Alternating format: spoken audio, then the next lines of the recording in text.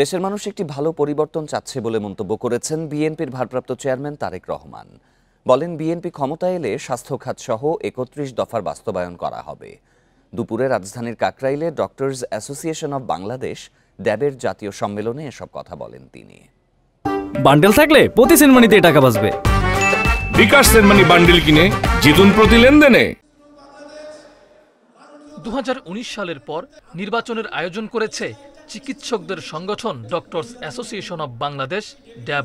শনিবার সকালে সংগঠনটির কাউন্সিল সভায় প্রধান অতিথি হিসেবে ভার্চুয়ালি যুক্ত হন বিএনপির ভারপ্রাপ্ত চেয়ারম্যান তারেক রহমান। গত ৮ বছর ধরে যেসব চিকিৎসক বিএনপি চেয়ারপারসন বেগম খালেদা জিয়া সহ নির্যাতিত নেতাকর্মীদের চিকিৎসা সেবা দিয়েছেন, তাদের প্রতি কৃতজ্ঞতা জানান তারেক রহমান। সারা দেশের মানুষ যাকে দেশনেত্রী খালেদা জিয়া হিসেবে চেনেন, সেই মানুষটিকে ওনারা চিকিৎসা দিয়েছেন। আমরা আমাদের অন্তরের অন্তঃস্থল থেকে এই কয়জন মানুষকে আন্তরিকভাবে ধন্যবাদ জানাচ্ছি। বলেন, ৫ আগস্ট বুক ভরে শ্বাস নিয়েছে দেশের মানুষ।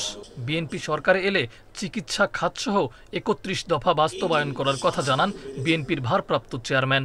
আমরা সরকার গঠনে সক্ষম হলে আপনাদের সকলের সহযোগিতা প্রয়োজন।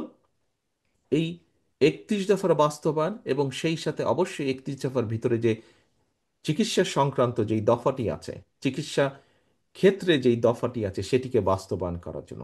অনুষ্ঠানে তারেক রহমানকে ভবিষ্যৎ প্রধানমন্ত্রী উল্লেখ করে বিএনপি মহাসচিব বলেন, ২৪-এর অভ্যুত্থানে যারা জীবনের ঝুঁকি নিয়ে চিকিৎসা সেবা দিয়েছেন তাদের অবদান ভোলা যাবে না।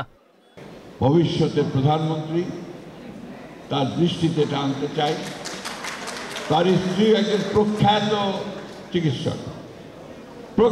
চিকিৎসক, আপনাদের এখান থেকে তিনি গ্র্যাজুয়েশন করেছেন। এই বিষয়টার দিকে তিনি অত্যন্ত বেশি গুরুত্ব দেবেন। স্বাস্থ্য খাতের উন্নয়নে ড্যাব আরও সক্রিয় ভূমিকা রাখবে বলে প্রত্যাশা করেন বিএনপি নেতারা। মাহফুজার রহমান মিলন, ইন্ডিপেন্ডেন্ট নিউজ, ঢাকা।